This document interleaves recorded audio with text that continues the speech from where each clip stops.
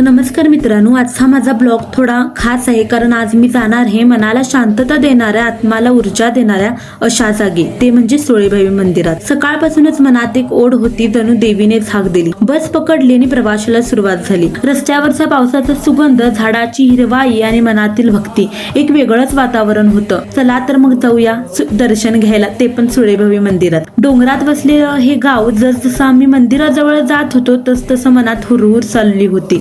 मंदिरातील वास्तुशिल्प इतकं सुंदर होतं की प्रत्येक कोपऱ्यात जणू एक कथा दडलेली होती। दर्शन घेतलो, त्यानंतर प्रसाद घेतला, थोडा वेळ मंदिराच्या अंगणात बसलो आणि मग मनाशी ठरवलं, जीवन कितीही व्यस्त असलं तरी अधूनमधून अशा जागी येऊन स्वतःला आणि देवीला वेळ द्यायलाच हवा। सुळेभावी महालक्ष्मी मंदिर हे फक्त पूजास्थान नाही, तर ती एक अनुभूती आहे जी इतिहास, संस्कृती, अध्यात्म यांचं सुंदर मिश्रण आहे। आजचा दिवस हा फक्त प्रवास नव्हता, देवीच्या दर्शनानंतर मनातील प्रत्येक चिंता विरघळली। जग कितीही गोंधळलेलं असलं तरी इथे आल्यावर सगळं शांत होतं। पुढच्या व्हिडिओमध्ये भेटूया, तोपर्यंत हर हर महादेव।